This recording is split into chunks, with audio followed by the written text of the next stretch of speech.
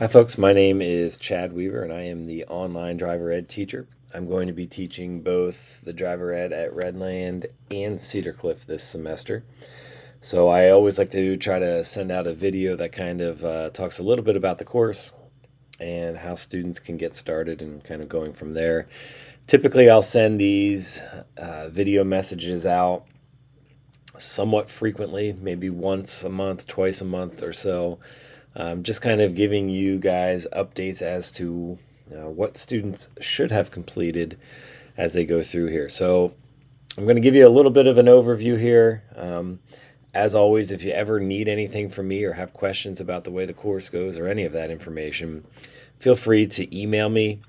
The cweaver@wssd.k12.pa.us is the best way to reach out to me.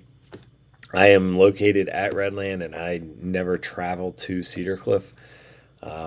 So for Cedar Cliff students, if they have issues, things like that, I've already said this in the course, but sending me a Schoology message is the best way that they can reach out if they have any questions. So real quick, hopefully you all have a Schoology parent account. If you don't, you can log on to the district website, click on the parent tab, and there's access to the Schoology page from there. I highly recommend getting an account. This school year, we're doing things a little bit different in all of the classes where we're using the grade book in Schoology pretty much exclusively, and then syncing the grades or transferring those grades to PowerSchool. So Schoology offers quite a bit. You can also see the course layouts and things like that. So some good information available to you if you actually are using Schoology. So the course looks like this. This is the Redland course, the Cedar Cliff course. The only real difference is this little image over here on the side. It makes it easier for me to kind of jump back and forth between the two. So those are what students will see when they look at their courses. They click on there, and their screen's going to look slightly different than mine. This is kind of from the teacher's standpoint, but students will only see one of these folders at a time.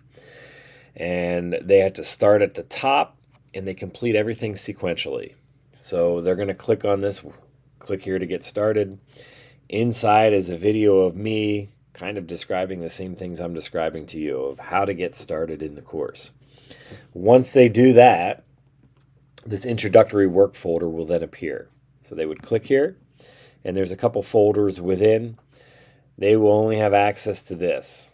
So again, they'll click here, and then there's some items to go through. This Who Are You is an assignment where students are going to actually submit an assignment showing them or telling me a little bit about themselves. With an online-only format class, I really don't get to know students very well. So this assignment, they introduce themselves a little bit, talk a little bit about some of the things they enjoy. So that's what that is. After that, it talks about some of the logistics of the course, how it's going to work, things of that nature. They'll go through and they'll just look at all the information within these folders. When that's done, the next folder, this Why Take an Online Course, will appear. And again, everything just keeps working sequentially through the course. When they're done with this introductory work folder, they'd be able to come back out. This resources is just available. There's a lot of information in here for like getting a permit, your license, scheduling a driver test. This is some information that's available. I will say that the state puts out this little program here for parents. It's a good one. It's on their website, but it talks about basically how to teach teenagers how to drive, and it almost gives like lesson plans and things like that that you can do to kind of assist students as they learn to drive, or assist your child as they learn to drive. It's a pretty good resource that's available out there. The state does a pretty nice job of making things available. After the resources, when we actually get into the course itself, this is a semester-long course. So we have a total of 9 modules throughout the entire course. For the first marking period, students are going to complete 4 of the modules. When we get to the end of the marking period and the second marking period begins, then the next information or the next modules will appear. I'll be, again, sending out numerous emails or videos showing you guys when that's going to be available. This course is a little bit unique. There is not necessarily a pacing. It's not like they have to complete module 1 this week, module 2 this week. Instead, it's just self-paced. So there are some issues I've had in the past with this where students forget about the course. Maybe they're just lazy and don't do it, whatever the case is. So I do send out messages to students saying, hey, you should have this work done by this time, this work done, blah, blah, blah. So module 1 talks about how to become a driver. Basically, getting your permit, license, all that fun stuff. Then we start to talk about some of the basics of what you need to know. This is great information, especially when students are going for their permit test. Right, a lot of the same info.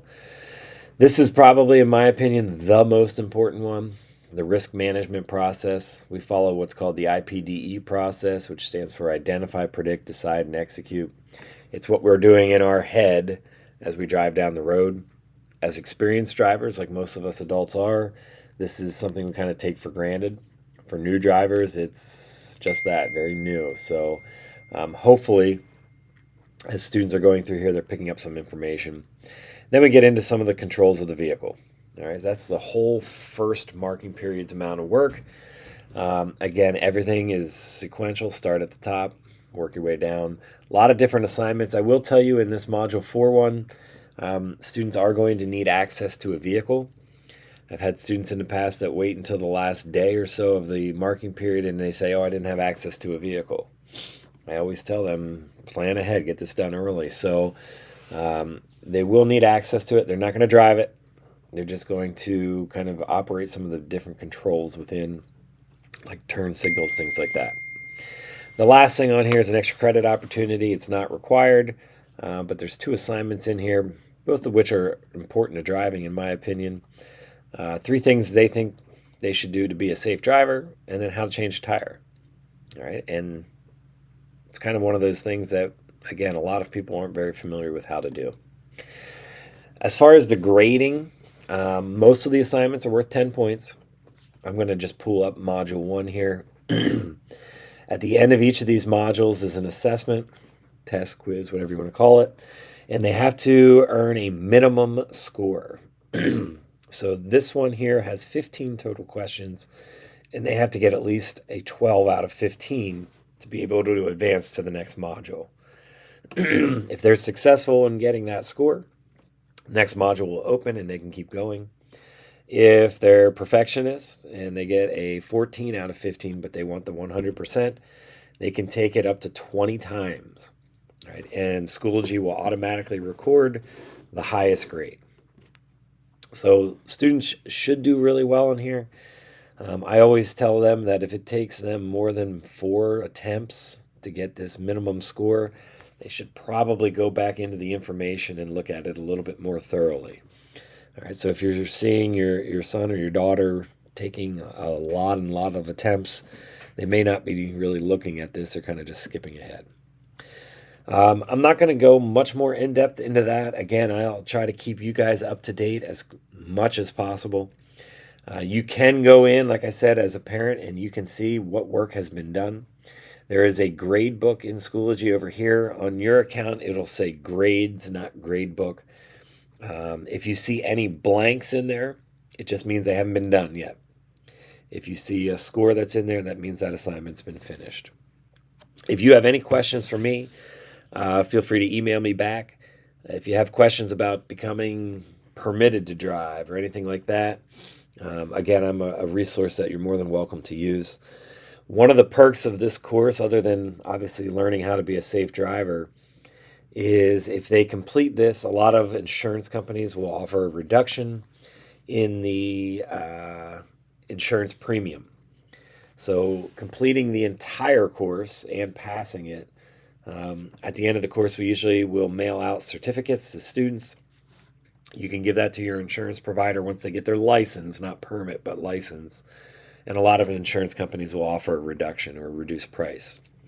Last thing, we do not do the behind the wheel training. We haven't done that for quite a while in the district. If you're interested in that, there are 2 in this area that are really good. Shield Driving School and the Shepherd's Driver Consultant. Both of them have done a really nice job with past students. and I would definitely recommend them. If you do a Google search, I'm sure there's some others that are out there that are available as well, but those two are ones that I know a lot of students have used in the past. If you have questions, let me know. If not, again, I'll be back probably here in the next couple weeks with another message for you. Thanks.